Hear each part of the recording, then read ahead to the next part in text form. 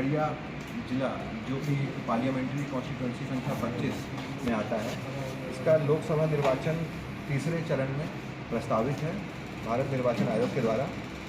और इसमें अधिसूचना जारी होने की तिथि है 12 अप्रैल 2024।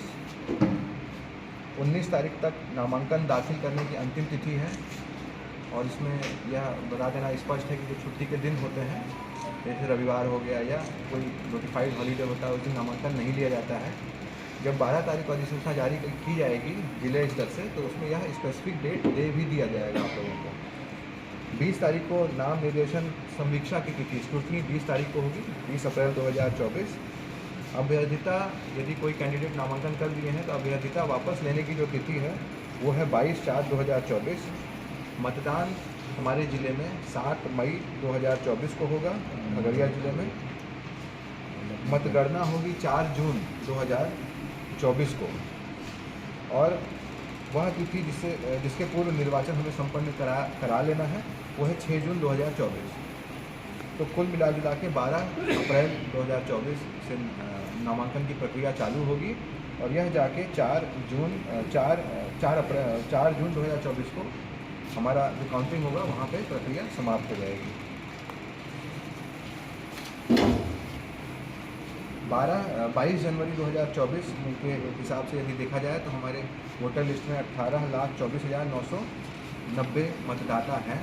और अभी नाम जोड़ने की जो एक सतत प्रक्रिया है वो चल ही रही है। इसमें कुछ नाम और जुटेंगे भी, कुछ डिलीट भी होंगे। इसके अलावा जैसा आप सभी को ज्ञात है कि 25 लोकसभा खगड़िया 6 विधानसभा से जुट के बना हुआ है। 4 विधानसभा हमारे ज़िले के अंतर्गत आते हैं, 148, 49, 50, 51। इसके अतिरिक्त 140 और 76 सिमरी, बख्तियारपुर और इंसनपुर, ये समस्तीपुर और सहरसा के विधानसभा हैं जो हमारे पार्लियामेंट्री कॉन्स्टिट्यूंसी के पार्ट हैं। तो इस तरीके से 25 खगड़िया के 6 विधानसभा हैं जो कवर होते हैं। और उसमें कुल 1865 मतदान केंद्र हैं जो कि 1111 लोकेशन पर अवस्थित हैं। इन्हीं में मतदान होंगे। इसकी सूची भी पूर्व में भी पॉलिटिकल पार्टीज़ को दी जा चुकी है और आम जनता में भी सर्कुलेटेड है। और इसको फिर से हम लोग एक बार पुनः अपने वेबसाइट पे डाल देंगे, जिससे कि आप लोगों को भी सुविधा होगी कहाँ कहाँ पोलिंग स्टेशंस हैं, उसको वापस से एक बार प्रचार प्रसार करने में मदद होगी। नामांकन जो लिया जाएगा वो 12 अप्रैल 2024 को जब नोटिफिकेशन ज़िले से होगा तृतीय चरण का हमारे ज़िले में, उस दिन स्पष्ट रूप से बता दिया जाएगा कि नामांकन किस जगह लिया जाएगा। लेकिन अमूमन डीएम का जो चेंबर, जैसे हम ही आरओ भी हैं जिलाधिकारी, उन्हीं के चेंबर में होता रहा है। तो पूर्व में अभी आपके माध्यम से भी बता देना चाहता हूँ कि वही हम लोग फिक्स करेंगे लोकेशन, वहीं पे आना पड़ेगा। और जितना भी डिटेल गाइडलाइन है नामांकन से संबंधित वो भी हम लोग जैसे जैसे अभी समय निकलेगा पॉलिटिकल पार्टीज़ को भी अवगत करा देंगे। आज 2 बजे पॉलिटिकल पार्टीज़ के साथ भी बैठक रखी गई है और भी बैठकें होंगी। नामांकन की क्या प्रक्रिया होगी वो उनको स्पष्ट रूप से बता दिया जाएगा। इसके अलावा जो हम लोग का 4 जून को काउंटिंग होगी और जो हमारा स्ट्रॉन्ग रूम अभी बना है वो बाजार समिति ही रहेगा। हम लोगों ने यही प्रस्ताव निर्वाचन आयोग में भेजा है और वही हम लोग फाइनल कर रहे हैं।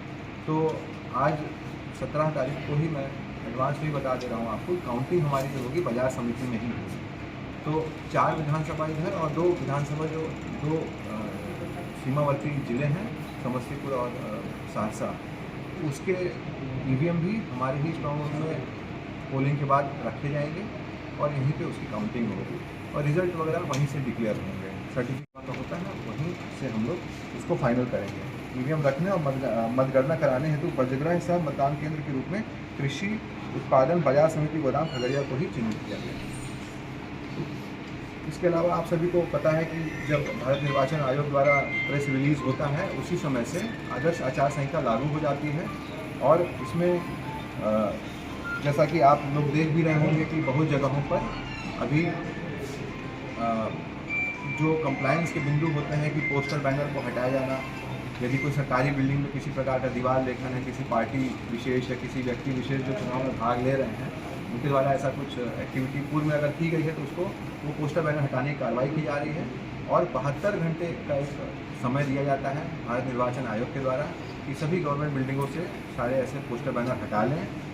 प्राइवेट बिल्डिंगों से हटा लें, यदि बिना कंसेंट के किसी व्यक्ति विशेष ने या किसी पॉलिटिकल पार्टी ने किसी प्राइवेट बिल्डिंग पर लगाया तो 72 घंटे का एक विंडो होता है, लगभग 24 घंटा बीत चुका है, 48 घंटा और है, और अभी हम लोग प्रशासन अपनी तरफ से कार्रवाई कर रहा है ऐसी चीज़ों को हटाने का जो निर्देश मिला है।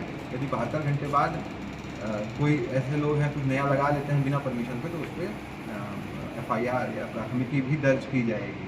और एक बात हमेशा आती है कि आदर्श आचार संहिता के बारे में जानकारी हो सकता है कि कुछ लोगों को कम हो, पॉलिटिकल पार्टीज में कुछ कैंडिडेट्स को, या कैंडिडेट तो खैर अभी फिक्स नहीं है, लेकिन जिलाध्यक्ष को या कोई ऐसे व्यक्ति जो कोई एफिलिएशन रखते हैं किसी पॉलिटिकल पार्टी के साथ, उनको हो सकता है उसकी जानकारी ना हो। तो इसीलिए हम लोगों ने आज 2 बजे पॉलिटिकल पार्टीज़ की बैठक भी रखी गई है।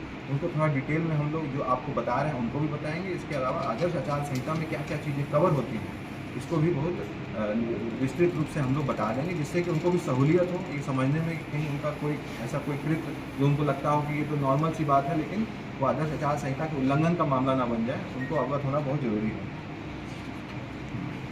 जो निर्वाचन आयोग द्वारा एक गाइडलाइन दी गई है कि कौन कौन सी एक्टिविटी को आचार संहिता के उल्लंघन में गिना जाता है। जैसे कोई व्यक्ति ऐसा हो जो लाउड स्पीकर लगा के प्रचार प्रसार कर रहा हो किसी कैंडिडेट के बिना परमिशन के, तो वो आदर्श आचार संहिता के उल्लंघन का मामला आता है। मान लीजिए कोई ऐसा व्यक्ति हो जिसने 100-200 पोस्टर बनवाए और कहीं मान लिया जाए कि पंचायत सरकार भवन पर चिपका दिए किसी कैंडिडेट के फेवर में, उसको भी आदर्श आचार संहिता के उल्लंघन का मामला माना जाएगा, क्योंकि पंचायत सरकार भवन एक गवर्नमेंट बिल्डिंग है। यदि मान लीजिए कि आपका घर है, उस पर सब पोस्टर लगा दिए उठा के आपकी परमिशन के बिना, तो वो भी आदर्श आचार संहिता के उल्लंघन का मामला है। पूर्व में बहुत जनप्रतिनिधियों द्वारा, हमारे माननीय सांसद विधायक इनके द्वारा बहुत सा काम किया गया है, और उसके लिए जैसे कोई पोस्टर लगवाया गया होगा या कटआउट्स लगे होंगे या झंडे वगैरह लगाए गए होंगे अपने पार्टीज़ के, अगर हम लोग तो उसको अपनी तरफ से हटा दे रहे हैं 72 घंटे में, निर्देश यही है, लेकिन मान लीजिए इस 72 घंटे के बाद फिर कोई लगा लेता है बिना परमिशन के, तो वो भी आदर्श आचार संहिता के उल्लंघन के मामलों में गिना जाएगा। इसके अलावा प्रशासनिक तैयारी क्या है? प्रशासनिक तैयारी देखिए, हम लोग अपनी तरफ से SST, स्टैटिक टीम और फ्लाइंग स्क्वाड का गठन किए हुए हैं, वो अब घूमना स्टार्ट कर दिए हैं। इसके अलावा हमारे जो सभी BDO, सभी CO, जो PRO हैं, इनको भी निर्देशित किया जा चुका है, और आपने देखा भी होगा कल 3 बजे के बाद ये लोग अपने अपने क्षेत्र में निकल के 72 घंटे में जो कार्रवाई करनी चाहिए वो कार्रवाई ये लोग कर रहे हैं। 72 घंटे के बाद क्या, ये तो पूरा चलेगा आपका काउंटिंग तक। हालांकि जब पोलिंग हो जाएगी उसके बाद तो प्रचार प्रसार होता नहीं है, इस जिले में कोई नहीं करेगा, फिर काउंटिंग तक वेट करेंगे।